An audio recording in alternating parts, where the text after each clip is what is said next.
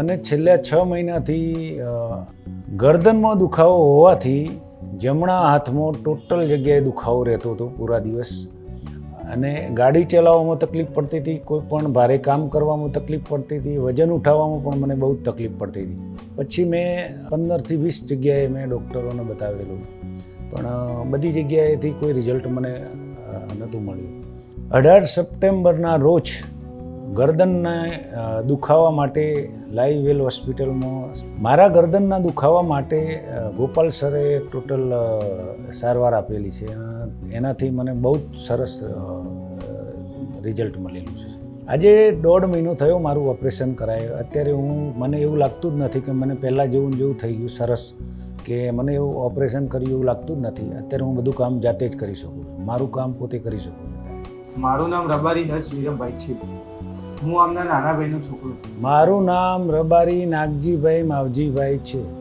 મારી ઉંમર 52 વર્ષ છે. મારું મૂળ વતન વાલમ, તાલુકો વિસનગર, જિલ્લો મહેસાણા. હાલમાં રહેવાનું નાના ચિલોડા, સૂર્યનગર સોસાયટી, 528. મને છેલ્લા 6 મહિનાથી ગરદનમાં દુખાવો હોવાથી જમણા હાથમાં ટોટલ જગ્યાએ દુખાવો રહેતો હતો પૂરા દિવસ, અને ગાડી ચલાવવામાં તકલીફ પડતી હતી, કોઈ પણ ભારે કામ કરવામાં તકલીફ પડતી હતી, વજન ઉઠાવવામાં પણ મને બહુ તકલીફ પડતી હતી. પછી મેં 15 થી 20 જગ્યાએ મેં ડૉક્ટરોને બતાવેલું, પણ બધી જગ્યાએથી કોઈ રિઝલ્ટ મને નહોતું મળ્યું. એમની પીડા થતી એ તકલીફમાં મેં જોયા હતા. સાહેબે મને એવું કીધું કે આ છેલ્લો ઇલાજ એમ કે ઓપરેશનનો છે. પછી અમે ઘરના એ બધાએ નિર્ણય લીધો કે હવે ઓપરેશન કરાવી લેવું. 18 સપ્ટેમ્બરના રોજ ગરદનના દુખાવા માટે લાઈવ વેલ હોસ્પિટલમાં ઓપરેશનથી સારવાર કરવામાં આવી હતી. મારા ગરદનના દુખાવા માટે ગોપાલ સરે ટોટલ સારવાર આપેલી છે. એનાથી મને બહુ જ સરસ રિઝલ્ટ મળેલું છે. ઓપરેશનના જેવું ઓપરેશન પૂરું થયું અને હું જેવા મારા રૂમની અંદર આવ્યો એ દિવસથી જ મને એવું થયું કે જે ધુજારીનો પ્રશ્ન હતો, દુખાવાનો પ્રશ્ન, એ તાત્કાલિક નીલ થઈ ગયો હતો. પછી એવું લાગતું જ નહોતું કે આ દુખાવો મટી જ ગયો. અત્યારે હું મારું પોતાનું કામ કે ગાડી ચલાવી શકું, એ બધું હું કરી શકું. છેલ્લા 6 મહિનાથી જે દુખાવો મારે ચાલુ હતો એના લીધે આખો દિવસ મારું માઇન્ડ ઉપર અસર થતી હતી. આખો દિવસ દુખાવો, પેઇન રહ્યા કરતું હતું. હું કામમાં પણ મારું ધ્યાન નહોતું જતું. આખો દિવસ હું જ્યારે બહાર જાઉં મારા કામથી નોકરીના ટાઈમે કોઈ જગ્યાએ જવું તો મારું માનસિકતા ત્યાં હાથ ઉપર જ રહેતી હતી. હું આખો દિવસ કામ કરવામાં આખો દિવસ નજર મારી ત્યાંના ત્યાં ચૂક થતી હતી અને મને બહુ તકલીફ પડતી હતી. એટલે પછી ઓપરેશન કર્યા પછી અત્યારે હું રિલેક્સ છું. એ પહેલા ગાડી નહોતા ચલાવી શકતા, પણ હવે ગાડી ચલાવે છે.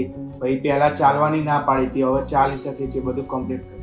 આજે 1.5 મહિનો થયો મારું ઓપરેશન કરાયું. અત્યારે મને એવું લાગતું જ નથી કે મને પહેલાં જેવું થઈ ગયું સરસ, કે મને એવું ઓપરેશન કર્યું એવું લાગતું જ નથી. અત્યારે હું બધું કામ જાતે જ કરી શકું છું, મારું કામ પોતે કરી શકું છું. અહીંયા હોસ્પિટલની અંદર આપણને એવું ફિલિંગ થતું હતું કે ઘરના જ માણસો હોય ને પોતાના માણસો, એવું જ ફિલિંગ થાય છે મને. અને ખરેખર હોસ્પિટલની ટ્રીટમેન્ટ સરસ છે.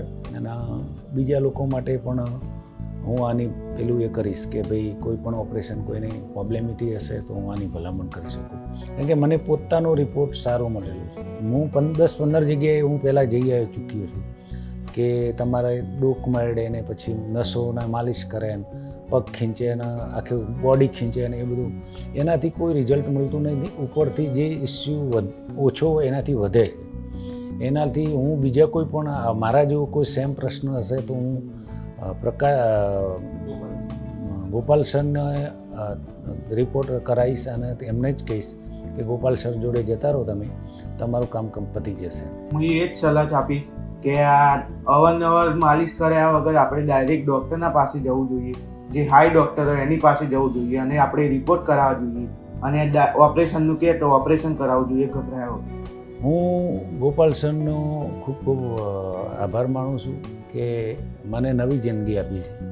અને મારા જે પહેલાં જે હોય હું તૈયાર થઈ ગયો છું. ત્યારે મારા મોટા પપ્પાને સારી સારવાર કરી આપી, એમના ઘરની જેમ રાખે છે અહીંયા, તે માટે ગોપાલ સરનું થેન્ક યુ.